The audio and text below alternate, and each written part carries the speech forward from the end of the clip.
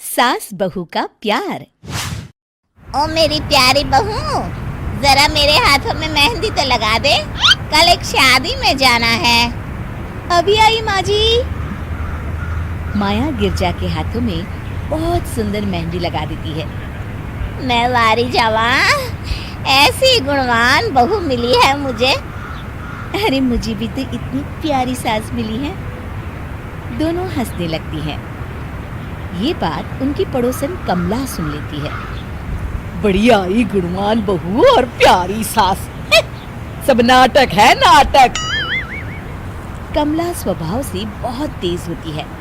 उसकी अपनी बहू से बिल्कुल नहीं बनती, इसीलिए वो गिरजा से जलती है।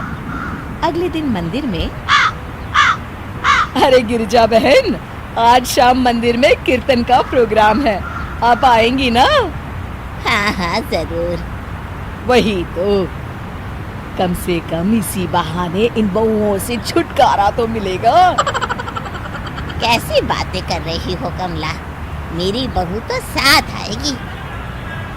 अरे माया कितने अच्छे भजन गाती है, तुमने नहीं सुना? हाँ हाँ, ठीक ही गाती है। मैं तो रोज शाम को माया से भजन सुन के ही सोती हूँ।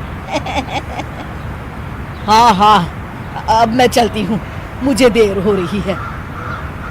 शाम को मंदिर में, वाह माया बिटिया, आज तुम्हारा भजन सुन के तो मन खुश हो गया। धन्यवाद पंडित जी। माँ जी चाहती थी कि मैं आऊं, इसीलिए मुझे आज यहाँ गाने का मौका मिला। भाई धन्य हो गिरजा, इतनी प्यारी बहू मिली है तुम्हें। सो तो है पंडित जी। कमला दूर खड़ी सब सुन रही होती है। इनका प्यार तो अब मैं निकालती हूँ।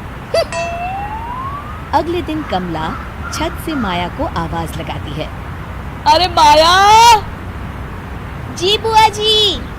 जरा इधर तो आना, कुछ बताना है। अभी आई बुआ जी। क्या हुआ? माया कमला के पास जाती है।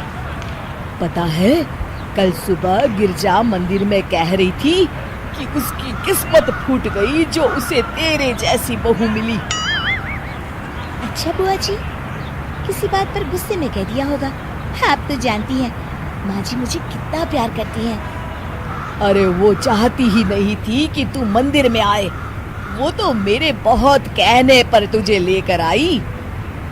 दरअसल बुआ जी, घर पर बहुत काम रहता है ना, इसलिए माँ जी ने सोचा होगा मैं थक जाऊंगी। देखिए ना, कल हम मंदिर से देर रात घर आए तो उन्होंने कोई काम मुझे अकेले नहीं करने दिया।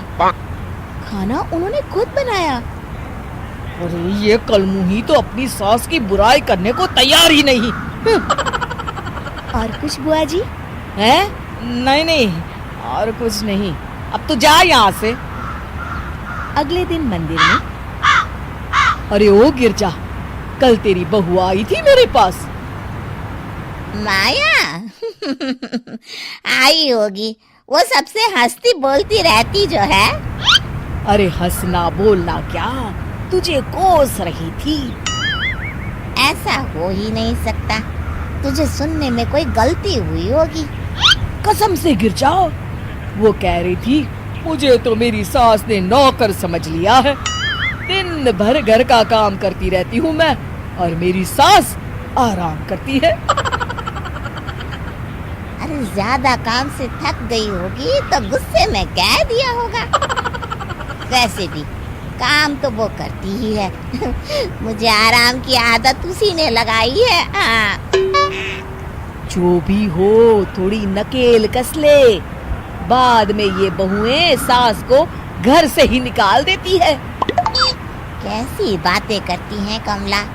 मैं तो कहूँगी तू अपनी बहू के साथ प्यार से रहा कर, इधर उधर की बातों में ज्यादा ध्यान मत दिया कर। बड़ी आई मुझे सिखाने, मैंने तो तेरी भलाई के लिए कहा था, नहीं सुनना तो जा यहाँ से। अगले दिन, क्या हुआ माँ जी? कमला बुआ जी क्या कह रही थी? तू तो जानती है कमला और उसकी बातें। हाँ हाँ, बड़ी परेशान है हमारा प्यार देखकर। अरे ना समझ है वो। दोनों खिलखिलाने लगती हैं। शाम को कमला मंदिर के कोने में अकेली बैठी होती है। क्या हुआ कमला बेटी?